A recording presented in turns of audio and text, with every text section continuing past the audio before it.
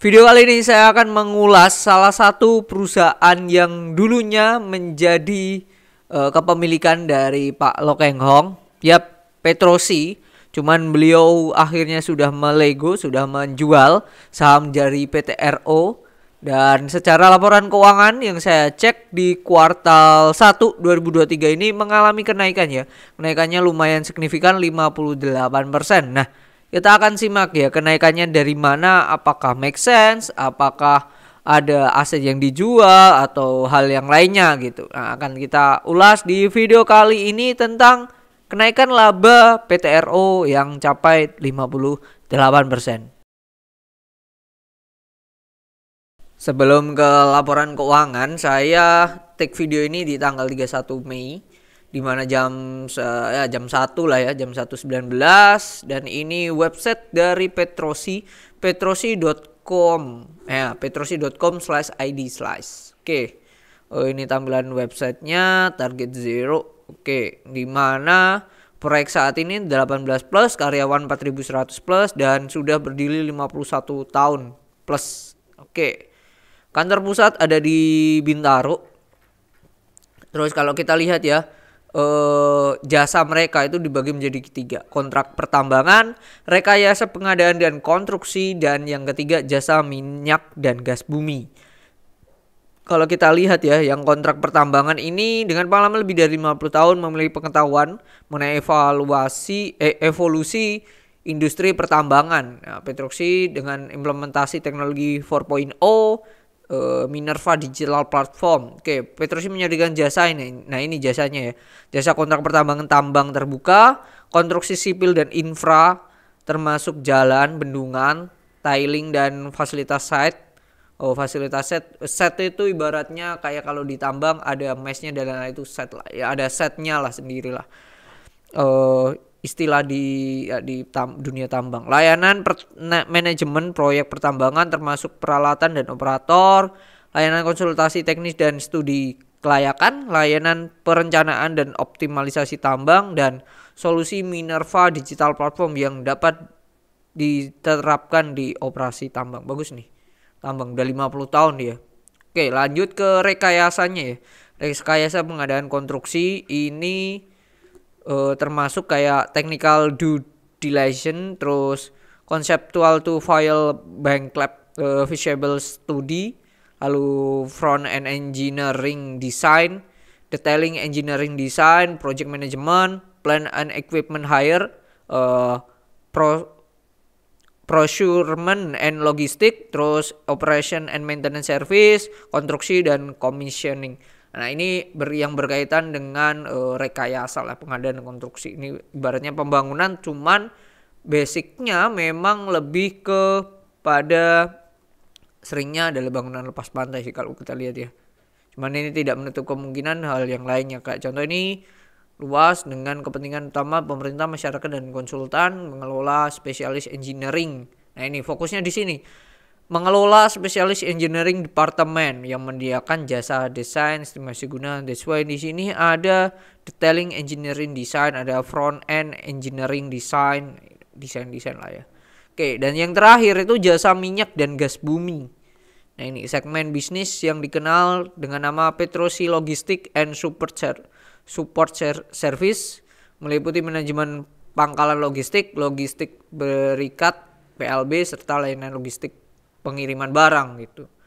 Oke, kalau di sini terlihat ini project dan jasanya, ini deskripsinya di POSB Sorong. Sorong berarti di Papua ya. Kalau nggak salah ya. Itu bahkan di Indonesia Timur, areanya 11 hektar. Wow. Punya 2 main jetties, terus 1 LCT jetty, terus punya gudang 9 gudang. Terus support fasilitiesnya ini semua, bak plan-nya ada 4, liquid mat plan-nya ada 2, terus PLB areanya ada 3 jenis ya, open yard, warehouse, dan onshore. Lalu waste manajemennya ada bla bla ini. Oke, nah ini kita lihat juga proyek yang saat ini dikerjakan oleh Petrosi. Nah, ini kontrak tambang nih ada di Kalimantan, ada 2. KSM Project ya. Nah, ini KSM Project Ya, KSM Project Management dengan PT Karya Bumi Lestari. Nah, ini terus sama Kideko West Remol Coal Contract Production. Dan yang Kideko ini sejak 2011, tahan lama banget nih. Yang KSM baru 2021. Oke, Al Project lagi. Kalau yang Rekayasa, nah ini Rekayasa ada di Freeport, terus ada Freeport, Timika, Papua, terus Freeport juga 2017. Lalu juga konstruksi servis ini ada di Papua juga, Freeport juga, dan Awakmas Gold Mine Project ini ada di Sulsel. Oke, 2020 saat ini dan masih saat ini. Oke, yang jasa minyak service, base service, supply base service sama shipping and freight forwarding. Ini ya ini jasa minyak dan gas buminya juga ada di Papua sih. Rekayasanya ini ada di sini Sulawesi. Ya, kontrak pertambangannya ini, dan ini head office-nya ya. Head office-nya. Terus ini itu apa ini? Oh, ini POSB-nya. Balikpapan office ini ada. Lalu ada Timika Support Operational ini. Terus Petrosi Supply Base ya. Ini Petrosi Supply Base. Supply-nya ada dua ya, Kalimantan sama di sini di dekat Papua. Oke, itu ya. Ini yang project-project yang sedang dilakukan. Nah, ini yang shipping foreign freight forwarding ini ada di BP Berau Jawa Timur 2019. Terus supply base-nya ini ada tadi Kalimantan dan Papua Barat nih. Dengan Berau ya. BP Berau. Beatrice Petroleum Berau Ltd ya. Perusahaan besar nih BP ini. Oke. Nah, kita ke perusahaan dulu dah. Ke perusahaannya secara profile dia IPO itu di 1 Januari 2001. 1 Januari lumayan lama, udah 20-an tahun. Terus shareholdernya sekarang ada di 4.500, bertambah ya di April ya. Nanti ini Mei tengah, Juni juga akan ada data lagi berapa number of shareholdernya. Lalu anak usaha dari PT Indika Energy ini terlihat ya, Indi. Oke, kalau kita lihat dari case statistik, nah ini PI-nya sekarang udah di 23, PBW-nya ada di 0,93, jadi tidak dikatakan murah juga.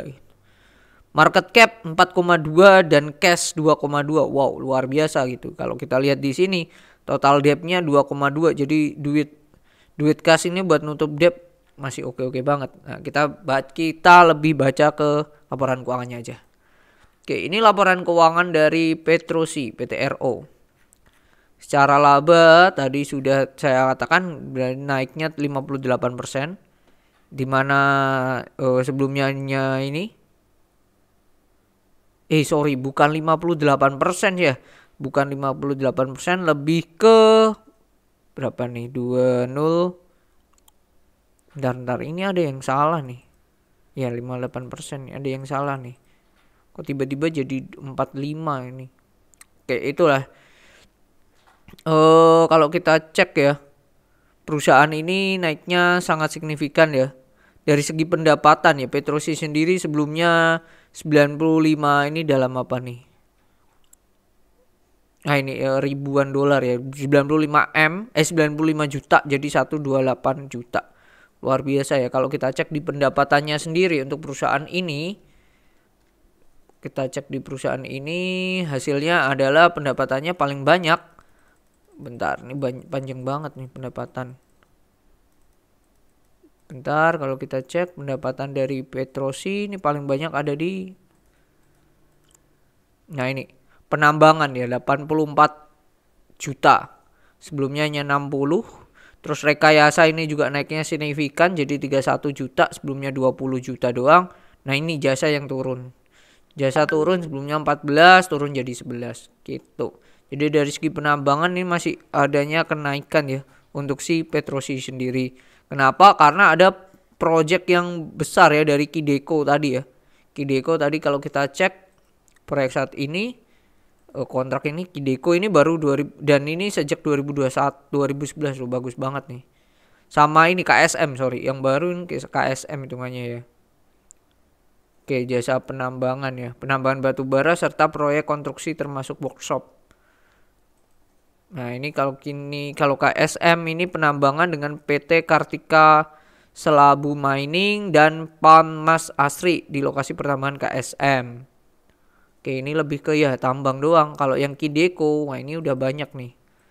Kalau yang Kideko ada batu bara, terus jasa konstruksi, termasuk workshop, kantor, dan camp baru. Jadi ini project berkelanjutan. Kalau yang Kideko besar banget. Kalau yang si KSM ini nantinya akan kelar.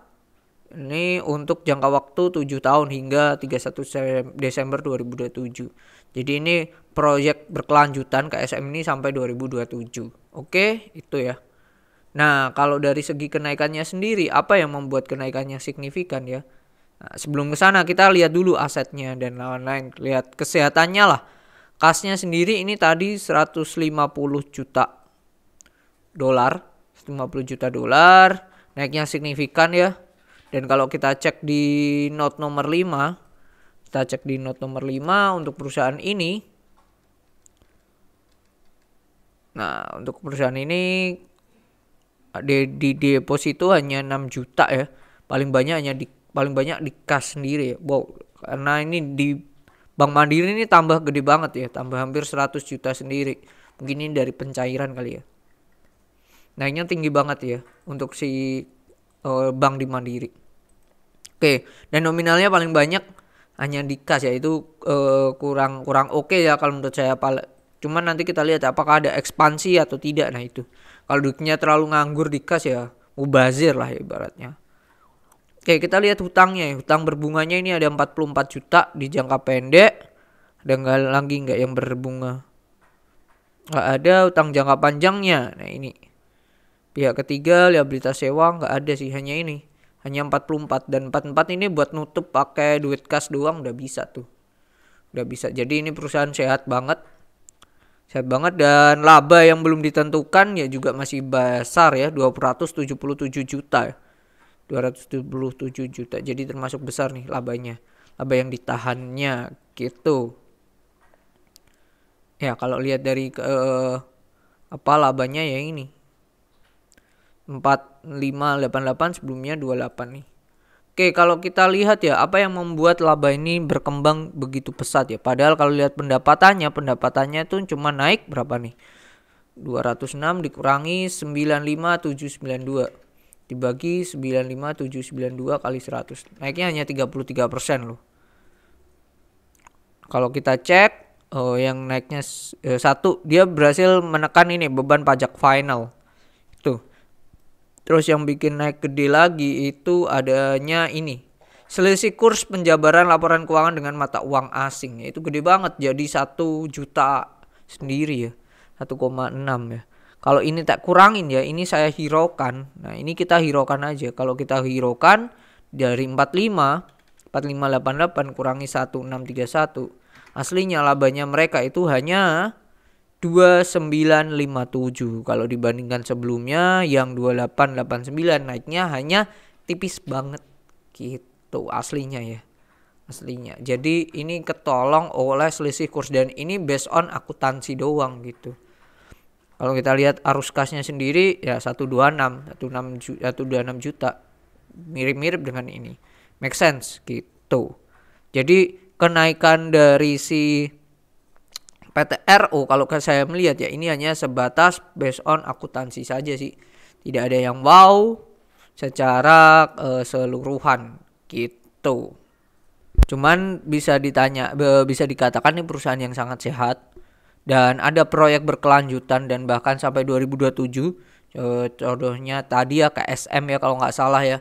Proyeknya akan bertahan sampai 2027. Jadi tinggal di maintenance aja ya dan bahkan ditambah ya project-project lainnya dan nantinya karena saya melihat ini adanya penurunan di harga batu bara, takutnya nanti berefek juga ke laba dari perusahaan PT RO sendiri karena melihat tadi porsi revenue atau pendapatannya sendiri paling banyak itu kan dari penambangan nih, hampir 80 juta sendiri dari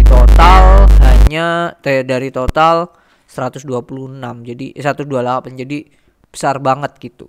Besar banget, hampir 2/3-nya gitu. Dan kondisi sekarang PTRO tidak dikatakan murah ya, masih ya harga wajarnya menurut saya. PBV-nya juga 1, jadi make sense ya kalau Pak Loh Keng Hong melakukan pembelian gitu. Jadi itu ulasan tentang PTRO, jadi tahu ya kenapa kok dia bisa naik.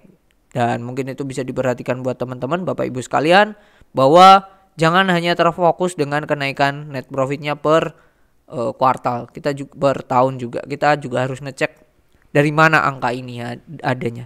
Begitu. Semoga bermanfaat untuk video kali ini. Kembali lagi nanti video kita ke depannya apa ya, ini saya baru mikir ya. Dan teman-teman mungkin Bapak Ibu jika ada pertanyaan tulis aja di kolom komentar. See you on the next video dan semoga sehat selalu. Bye bye.